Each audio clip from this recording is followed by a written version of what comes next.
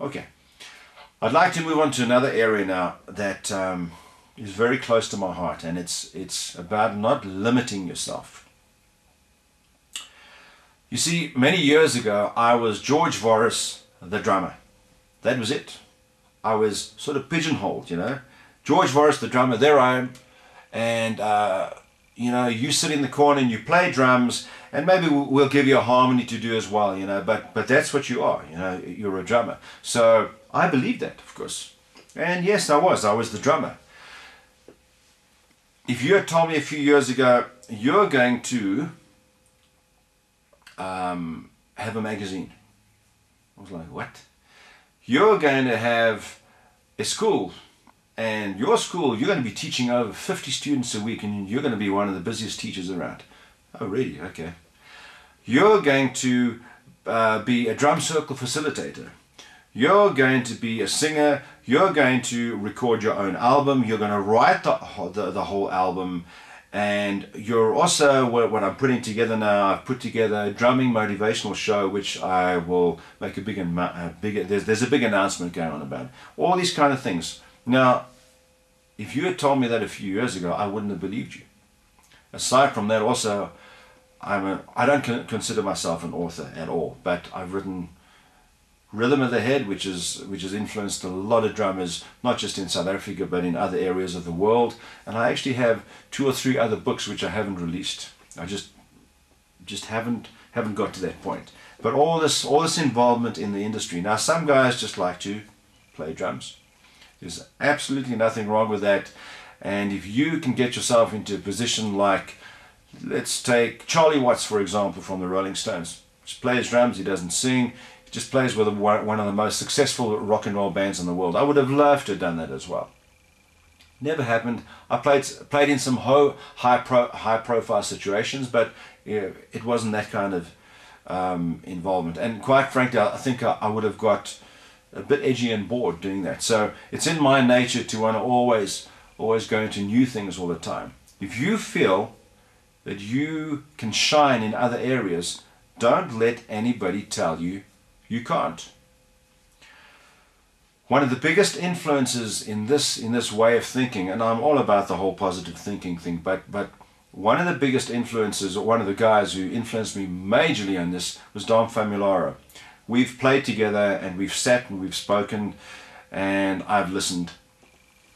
And one thing I learned from Dom was never be scared to say, yes, I can, I do, I will.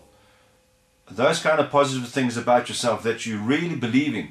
Now there's a difference between fooling yourself, and you only need to look at American Idol to see what I mean by that, you know. People who think they can do things. But if you know that you have a talent in whatever it is, look at Joey Jordison, for example. He's a good drummer, but he plays guitar, he writes, he's put his own albums together, those kind of things. Let's look at Phil Collins.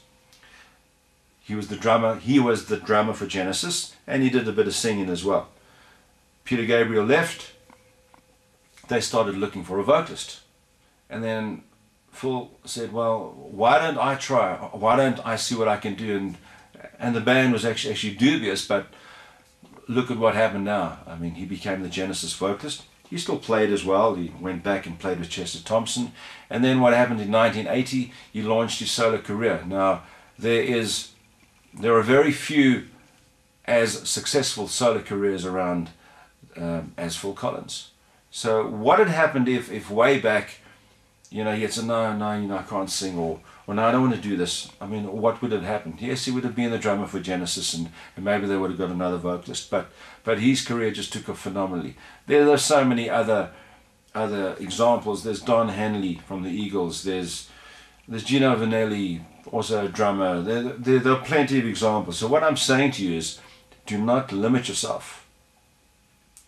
There are a lot of albums I've played on that I've had a major part in the arrangements and got no credit for that. And it was when I had done these albums and went away from the album, thought, you know what, if I hadn't been there, this album wouldn't sound like it is. Because, you know, rhythmically as drummers, we have a huge influence on what goes on. Because an album, a song can suck because of having a badly composed drum part. And I'm sure we all know that. So what I'm saying is if you believe in something, you believe in yourself, you can do this, then don't limit yourself. And also that sort of false modesty thing that sometimes, and I think it's a South African thing, you know, in that we always believe, hey, it's better over there, you know. I mean, it's well, it is bigger, all right. Let's not fool ourselves, you know. We are a small market, but why not get that kind of thinking going? Yes, I live in a small market, but have big time thinking, not big-headed thinking, big time thinking, and don't limit yourself in that sense. On those albums that I've played on, I know that they would not have sounded like that. I'm now doing my own solo album. I'm writing everything. I'm actually recording everything first to give to the guys who will be playing in the band. It's a long process, believe me, because I'm not a good keyboard player at all. But I've chosen to do it this way because I want those ideas to come out. Yes, the guys will come in and they will play in, and they will add their worth on their feel and their technique and so on. But the ideas are mine. So I will be able to hold up my hand and say that first album is all me. And that's not a big-headed thing. It's believing in that I can do it. It's something that I personally wanted to prove to myself that I could do. So to all you guys there, I know some of you are involved in perhaps other things, but if you're sitting there thinking, hold on, you know, I can, you know, he's now talking sense about this, do it. Say, I can, I will do this. I hope that makes sense to you. It's something very close to my heart, as we as drummers a lot of times are the butt of musicians' jokes, and fine, that's fine, you know, it's what happens. But believe in yourself. It's the greatest instrument. I love this instrument, and I hope to see you guys soon in Cape Town. I'm recuperating from a thumb up here and have just started playing again and working on certain techniques, introducing them, and I think by the time I get down I should have some of them operating pretty well, and I invite you to come out to the clinic. It will be organized by Paul Bartha. Speak to Jerome, Marcus, Jerome, if you're there, hi there, and speak to Jerome. He will have all the details about the clinic. We're looking around about what are we now, June, end of June now, well, July by the time you get this.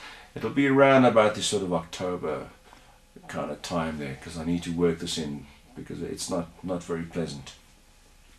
So guys and ladies as well, all the girls, all the wives and the girlfriends, the supportive roles there, thank you very much. I know I've been married a long time and my wife has been right there with me all the time, so thank you for your support. And once again, Sean, well done. And to all you guys, hope to see you soon. Have a fantastic luncheon. Have a glass of red for me, and I will see you in a few months' time. From Georg Voros, cheers.